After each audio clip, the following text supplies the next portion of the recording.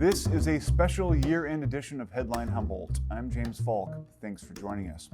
This past year is one for the history books. As a county, a state, and a nation, we've undergone challenges that would have seemed impossibly tragic and difficult in any other year. We've lost friends and family members to a raging disease, struggled through fierce and vitriolic political strife, marched against systemic injustice, watched as many of our favorite businesses struggled against the riptide of a tanking economy, and bore witness to the recent rekindling of hope as vaccines have begun their inexorable migration from high-tech medical labs and into our bloodstreams. We've also discovered much about our own natures, how strong we can be in the face of such challenges, and how important our families can be in the health and maintenance of our own psyches. Most important, it's become abundantly clear that no matter how huge and overwhelming the tragedy, come the next morning, life does go on.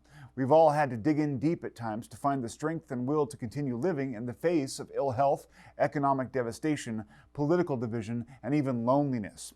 The county and nation that emerges in perhaps half a year from most of these challenges will be much different than the one that went in. We'll be stronger, more centered in family and friends, more appreciative. We didn't have a choice but to go through these strenuous times, but it's our choice how we choose to react. It can be a force to unify and direct our energies in the future, but only if we insist on such. Tonight's episode of Headline Humboldt will feature several conversations from 2020, held with various community members and leaders who took the time to meet with us and break down their perspectives for our viewers. This iteration of our public affairs show has only been on the air for a few months, but we've already seen the value of in-depth dialogue, probing interviews, and the thoughtful dissection of issues. Here's a sample from this year's episodes across a variety of subjects, and here's to making this an annual tradition for years to come. In a year of division and stress, Congressman Huffman spent time with us to help explain the issues of the day, describe how the November election would ultimately impact our lives, and describe his work for North Coast constituents.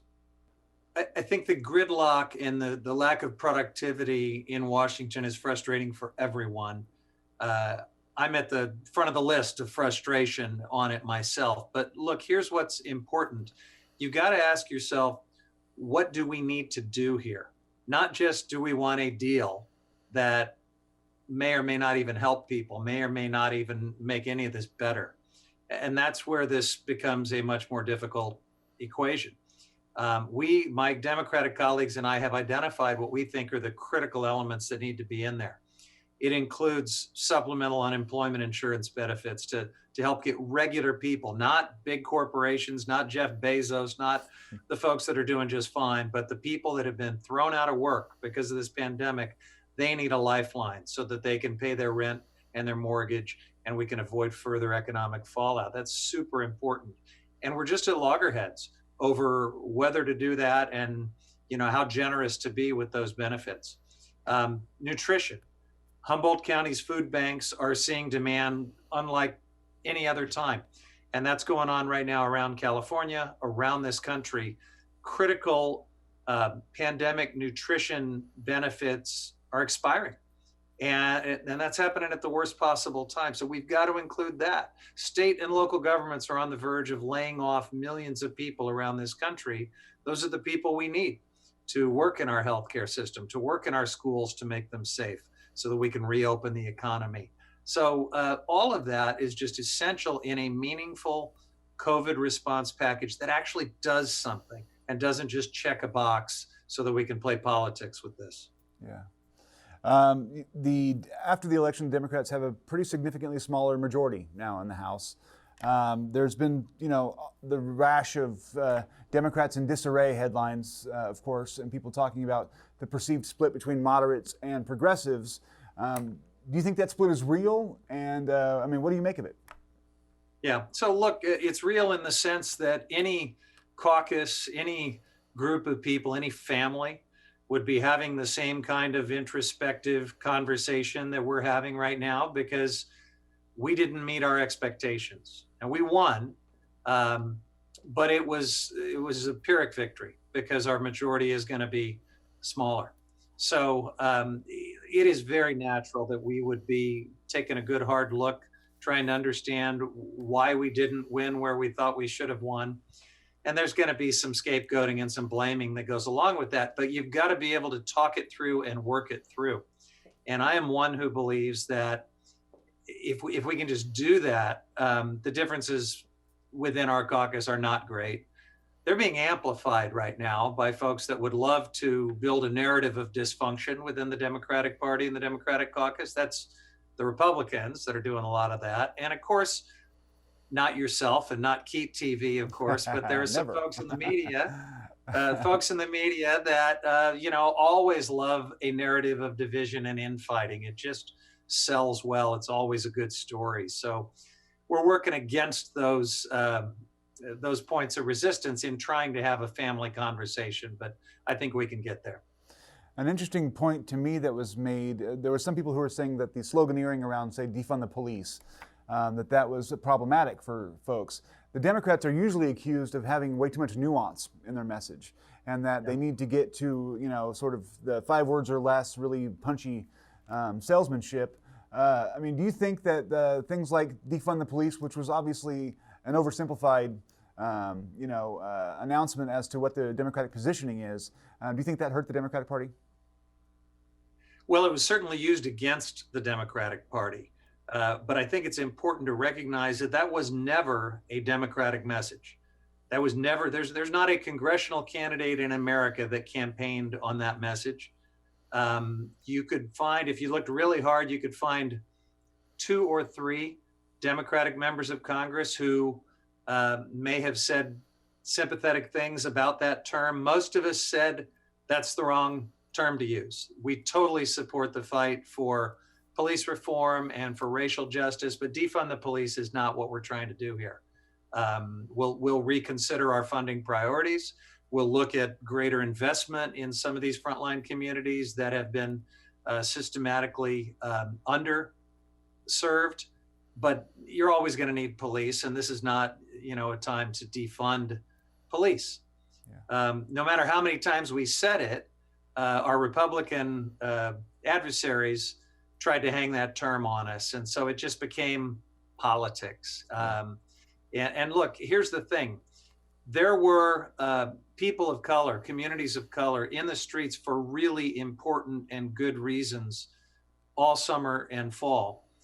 And if some of those activists in their passion use that slogan, it doesn't make them bad. It doesn't make them wrong.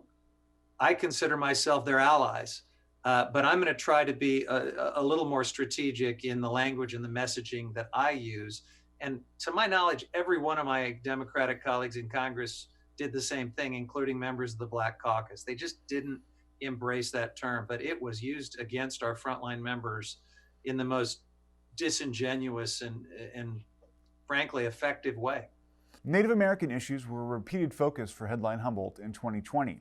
We first sat down with Michaela Madrid from the Sovereign Bodies Institute to discuss how Native women are more likely than others to disappear or become the victims of violent crime.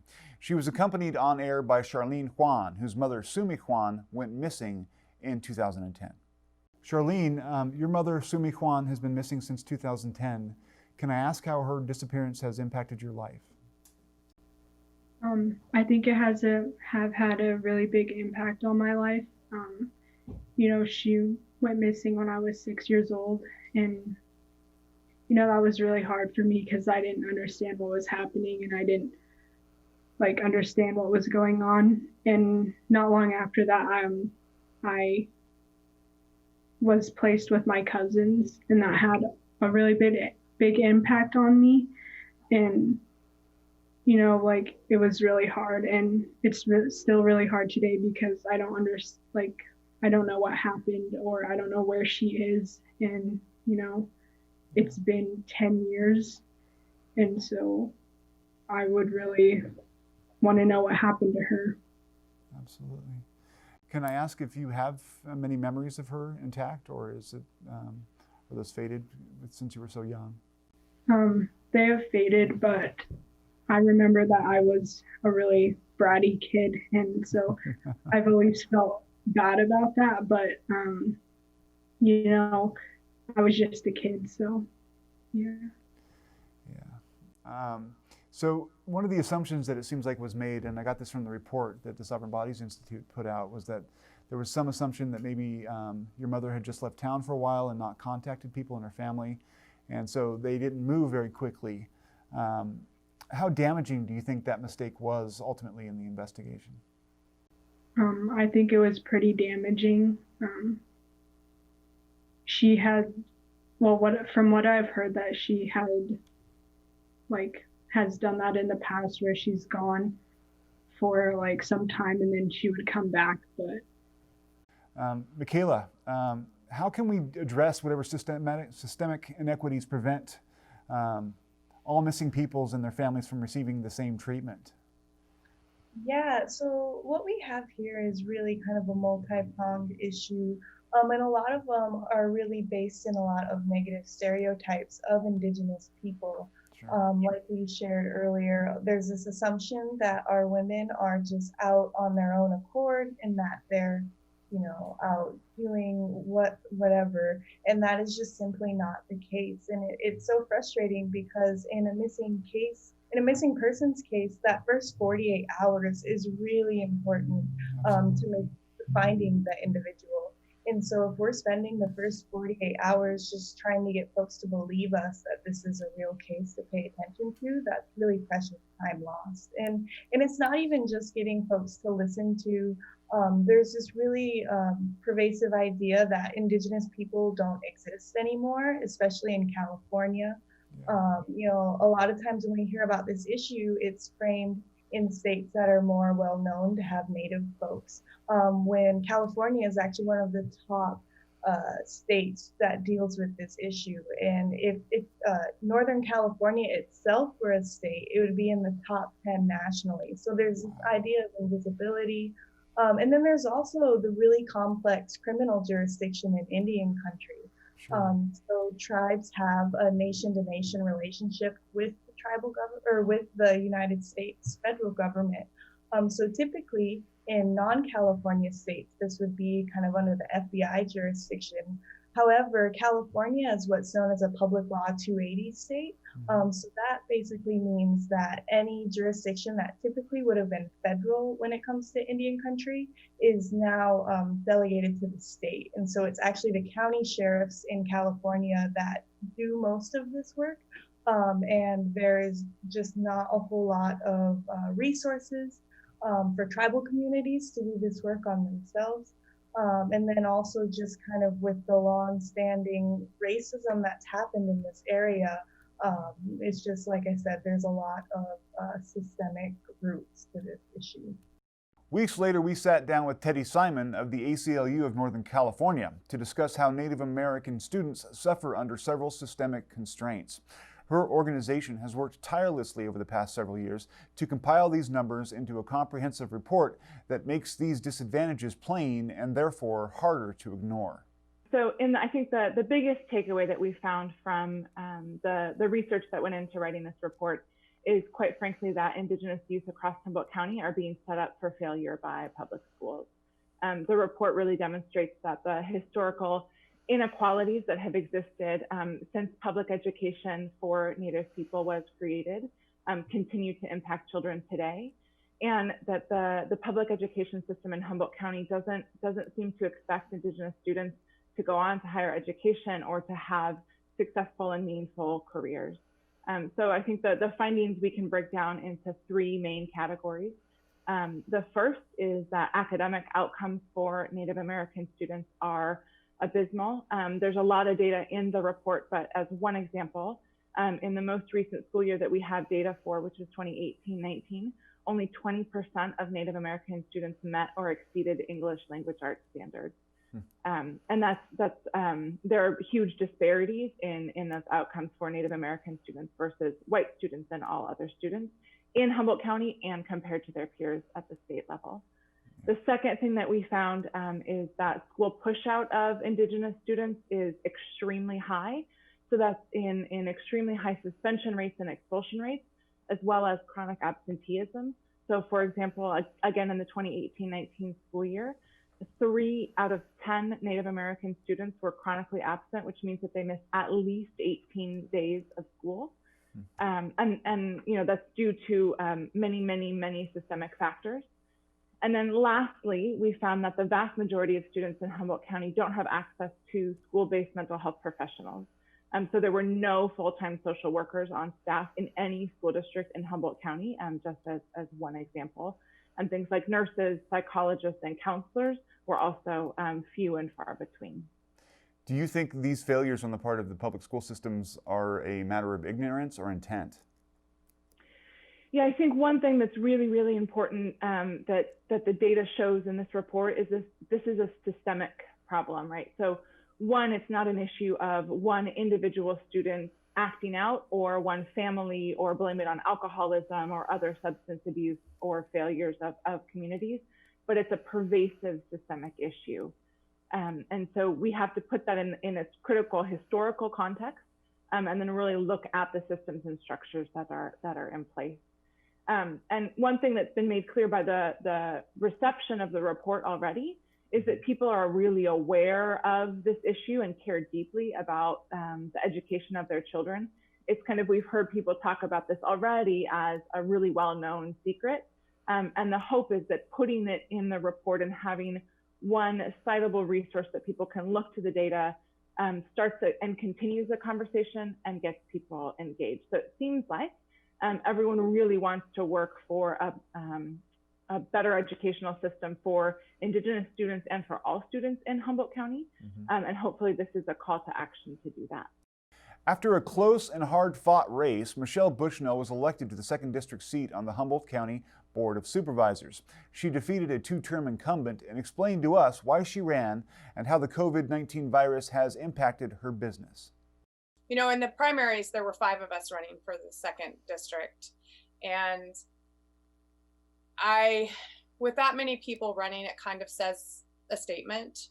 And I thought that I could be a voice of reason if I became a supervisor and possibly help, bring a different perspective to the board and a different perspective to the 2nd District. I'm a really common sense based person. I have businesses. I manage money well. It's just a different perspective than what the current supervisor has. I'm not going to say better. I'm not going to say worse. Just different. Yeah. As the owner of a small business, we were talking before that obviously COVID has been at the center of the county's, world, the universe, just like everybody else. Can you talk a little bit about how COVID has affected you personally and what you think of the county's response thus far?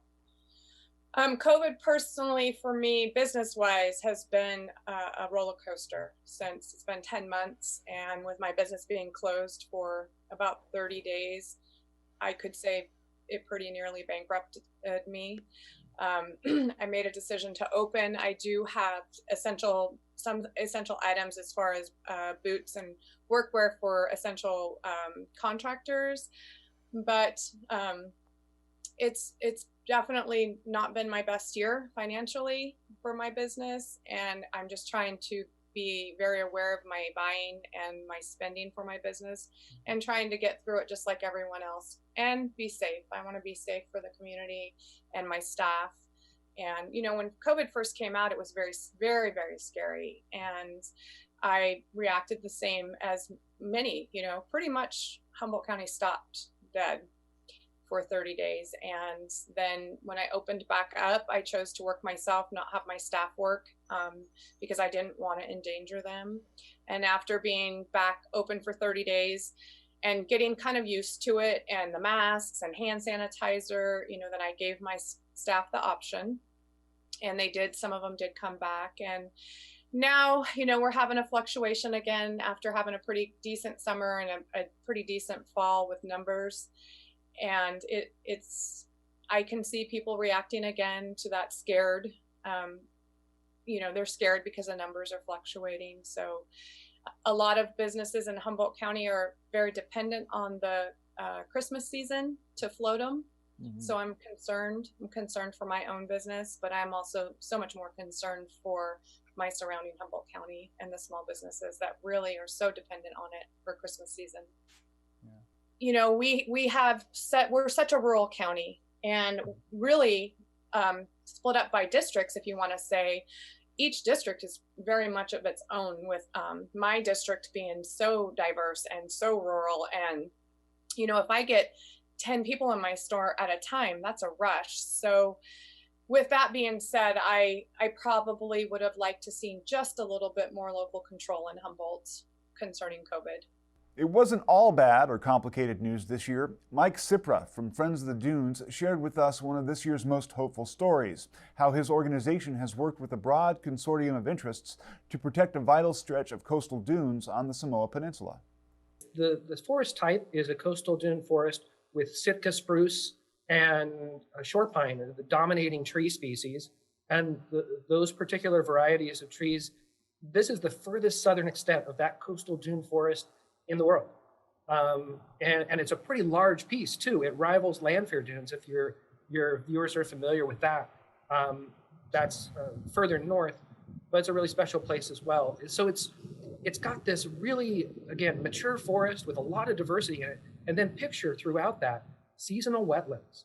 So coastal seasonal wetlands, freshwater wetlands are some of the richest, most diverse environments that we have on the North Coast. And that's part of what makes it special, is this place is studded with these wetlands. And so with the coming rains and over the winter, if folks go out there, they're going to be able to see that. They'll be able to hear the tree frogs, probably see the rough-skinned newts crawling out of the wetlands. It's really special and remarkable. And in walking out there now in late October, there's a lot of migratory birds that use that habitat, that rest there, that forage there. So it's this sort of oasis on the coast of biodiversity. And that's part of what makes it really special. Yeah. So now we had talked about this before, and you said that adding this parcel to the stretch of conserved lands out there will basically amount to 1,600 acres of contiguous, it's a rough word, native dunes. How unique is this? Is this something that you can find up and down the coast, or is this like a large chunk for that kind of ecosystem? This is the largest and best preserved native coastal dunes on the U.S. West Coast, James. Wow.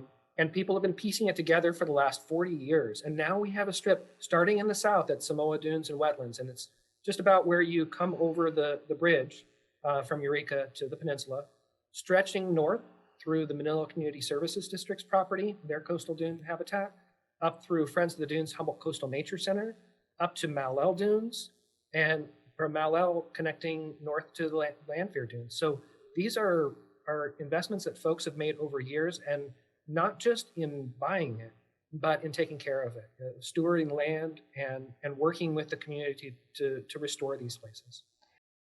One public health issue, for once not associated directly with the COVID-19 pandemic, was the fate of the Humboldt Area Center for Harm Reduction and its operations in Eureka.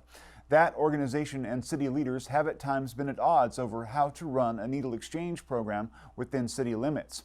New Executive Director Lasara Firefox Allen, upon taking the job, was confronted with the relationship fraught with hard feelings and difficult issues.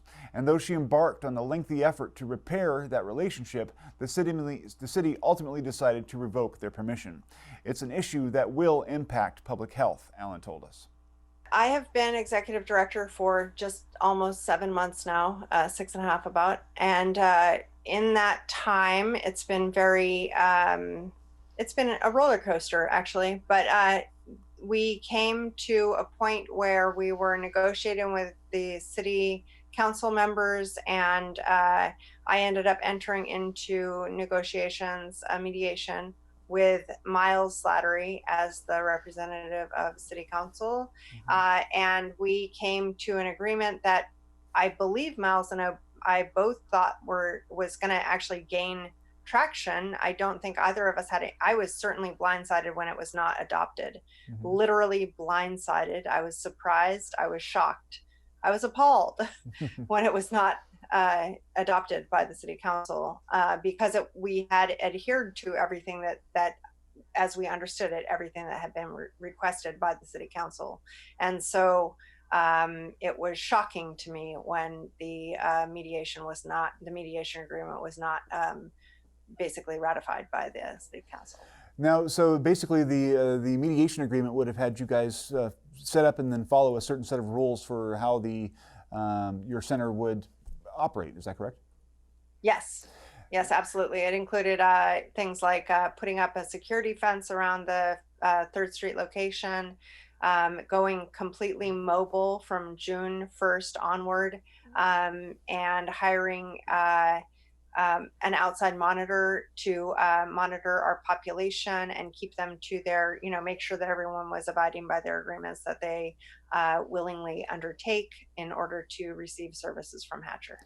It sure seems to an outside observer as if it didn't really matter what Hatcher did, that the City Council had basically come to the end of its tether in relation to Hatcher. Where does that leave you and your operations right now? I mean, obviously some of your clients are being impacted as we speak. Is that correct?